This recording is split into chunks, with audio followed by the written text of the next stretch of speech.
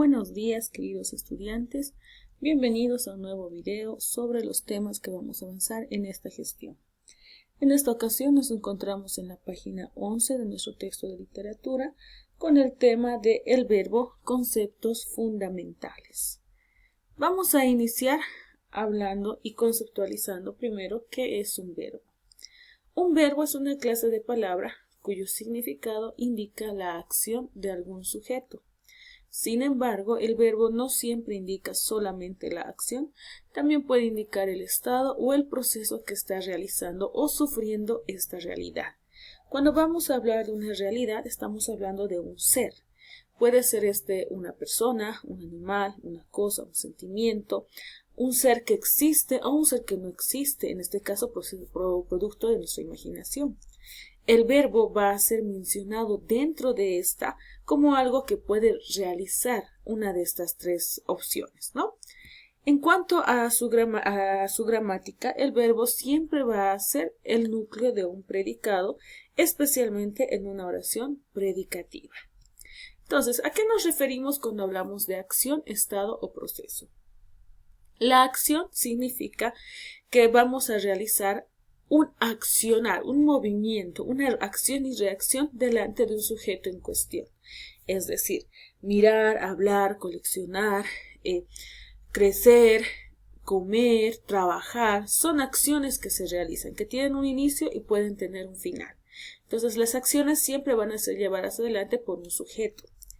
En cambio, un estado se va a expresar en base a tres verbos principales que se llaman verbos copulativos: ser, estar o parecer. Estos verbos de estado van a usarse para expresar emociones, situaciones, me van a explicar el estado de este sujeto y no necesariamente me van a explicar una acción, sino cómo se encuentra ese sujeto. Y en cuanto al proceso, vamos a hablar que un verbo de proceso nos indica que el sujeto está sufriendo algún tipo de cambio o transformación durante un periodo largo de tiempo. Un proceso no se realiza de manera veloz, sino que tiene un espacio de duración. Por lo tanto, crecer, estudiar, construir es un verbo de proceso porque no se termina de un día para el otro, sino que se lleva un tiempo en específico para un inicio y una finalización. Bien. Con esto en nuestra cabecita, ahora vamos a hablar sobre los accidentes del verbo. ¿Qué es un accidente verbal?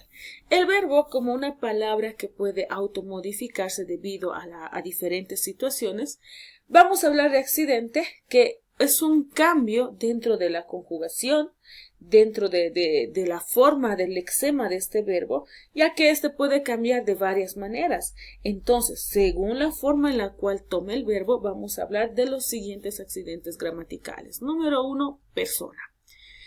El primer cambio que sufre un verbo es debido a la persona, ¿no? Vamos a tener tres principales. La primera, donde pertenecen yo y nosotros. La segunda, donde van a pertenecer tú, ustedes y vosotros. Y la tercera, él, ella, ellos y ellas. Entonces, cuando yo tengo una oración que diga, por ejemplo, yo camino todos los días, vamos a tener a yo como sujeto y camino, que va a ser el verbo. Si yo pregunto en qué persona está el verbo, lo único que hago es imaginar, es recordar y analizar que yo camino. Por lo tanto, yo es primera persona. Ahora, en el caso de que yo tenga un verbo donde no hay un sujeto, hay un sujeto tácito, por ejemplo, lee, agarro ese verbo, analizo en qué persona está y digo, él lee. Por lo tanto, se encuentra en tercera persona.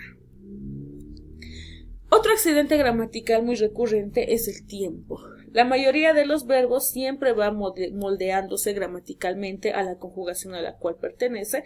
Por lo tanto, los tiempos van a permitir que el verbo vaya realizándose, vaya cambiando dependiendo si es un tiempo simple o es un tiempo compuesto. En cuanto a los tiempos simples, vamos a hablar que el verbo no necesita a nadie más para entenderse, sino que por sí mismo ya tiene un significado.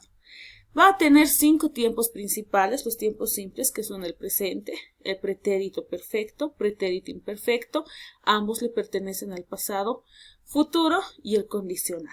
Cada uno de estos tiene una forma particular de conjugación, por lo tanto te recomiendo que puedas ir analizando en tu libro. Por ejemplo, yo como, pretérito perfecto, yo comí, yo, pretérito imperfecto, yo comía, futuro, yo comeré, condicional, yo comería. También te sugiero que puedas resaltar los finales de cada uno de estos verbos porque se va a hacer una forma de darte cuenta cuáles son las terminaciones. En el caso del pretérito imperfecto vamos a tener dos terminaciones, una para verbos regulares y otra para irregulares.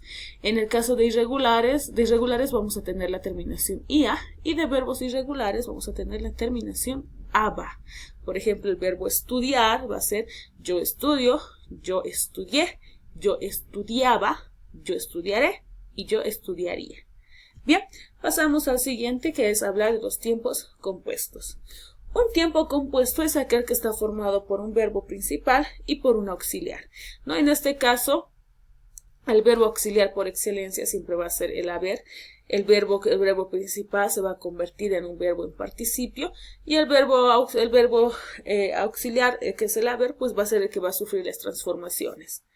En este caso vamos a tener también 5 tiempos principales en los tiempos compuestos, que son el pretérito perfecto compuesto, el pretérito pluscuamperfecto, que es un pasado muy pasado, se le llama el pasado perfecto, el pretérito anterior, que es uno más cercano, ambos los tres pertenecen al pasado, el futuro compuesto y el condicional compuesto. En cada uno de estos casos yo puedo hacer la conjugación del verbo vivir y digo yo he vivido, tú has vivido. En pretérito pluscuamperfecto, yo había vivido, tú habías vivido. En pretérito anterior, yo hube vivido, tú hubiste vivido. En futuro compuesto, yo habré vivido, tú habrás vivido. Y en condicional compuesto, yo habría vivido y tú habrías vivido.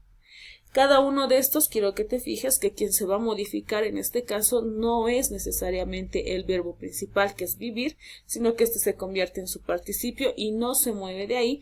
Quien se va a modificar constantemente es el auxiliar haber, ¿no? En este caso es el único que se modifica. Bien, vamos a ver ahora otro accidente gramatical, que en este caso es la conjugación. Esta conjugación va a estar derivada según el modelo al cual pertenece la terminación del verbo. En este caso tenemos que volver a su infinitivo y existen 3 principales, que es la primera, verbos terminados en ar, cantar, saltar, amar, adornar, odiar, cocinar y otros. En la segunda conjugación vamos a tener verbos terminados en er, por ejemplo, vencer, comer, crecer, atender, etc., que estos verbos pues solamente hay que convertirlos a su participio y que terminen en er. Y por último los verbos terminados en ir, que vamos a tener como ejemplos morir, vivir, ir, sentir, dormir. Entonces si de aquí en adelante tú tienes un verbo, suponte dormiste, que lo primero que tienes que hacer va a ser convertir a su infinitivo, dormiste es dormir. ¿A qué conjugación le pertenece? A la tercera. Si yo tengo por ejemplo aprendería, voy a convertirlo a su infinitivo, que es aprender, y le pertenece a la segunda. Vámonos a la cuarto accidente gramatical, que en este caso son las formas no verbales, que también hemos recordado un poquito en el diagnóstico. El infinitivo, que es un verbo que no tiene ni inicio ni fin. Luego vamos a tener 3 terminaciones que son ar, er e ir. En el caso del gerundio vamos a hablar de una circunstancia, de una acción que se está realizando por bastante tiempo. Por lo tanto tiene 2 terminaciones, ando y yendo.